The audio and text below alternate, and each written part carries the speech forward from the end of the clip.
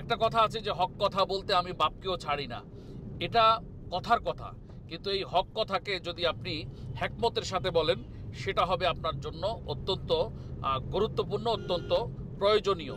কোরআনুল কারীম আমাদেরকে বলেছে যে উদউ ইলা সাবিলি রব্বিকা বিল হিকমা, হিকমতের সাথে আমাদেরকে দাওয়াত দিতে হবে, উত্তম আচরণের সাথে আমাদেরকে দাওয়াত দিতে হবে।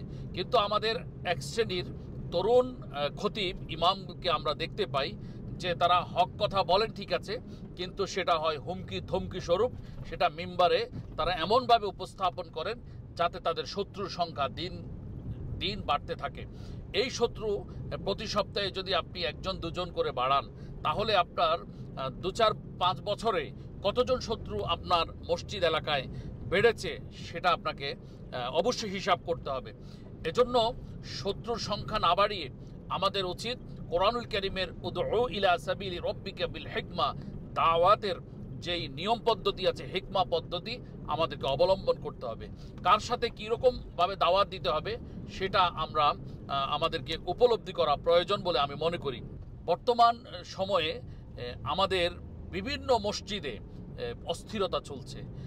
কখনো কখনো কমিটি আমাদের কাছে অভিযোগ করছেন যে ইমাম সাহেবের বিরুদ্ধে, কখনো আবার ইমাম সাহেবগণ, মুয়াজ্জিনগণ, খতিবগণ কমিটির বিরুদ্ধে আমাদের কাছে অভিযোগ করেন। আমরা যেহেতু এটা নিয়ে কাজ করছি নির্দলীয় নিরপেক্ষভাবে, সেখানে আমরা কখনো দেখি যে কমিটির দোষ, কখনো আবার ইমাম খতিব মুয়াজ্জিনদের দোষও আমরা দেখতে পাচ্ছি। কখনো কমিটি মজলুম, কখনো আবার ইমাম খতিব মুয়াজ্জিন মজলুম। শুধু ইমাম খতিব মুয়াজ্জিন মজলুম হচ্ছেন বিষয়টি এমন নয়, বহু ইমাম খতিব আছেন তাদের হাতেও বিভিন্ন অনেক কমিটি এবং মুসল্লিরা জিম্মি হয়ে আছেন।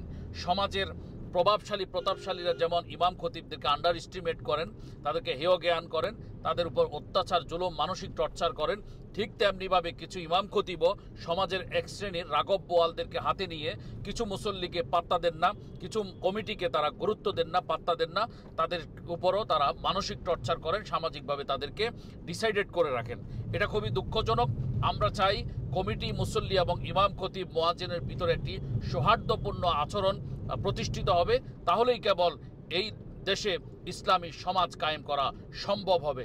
আশা করছি আমাদের কমিটি এবং মুসল্লি, পাশাপাশি ইমাম খতিব মুয়াজ্জিনগণ এই ভিডিওটির উপর আপনারা গুরুত্ব দিবেন।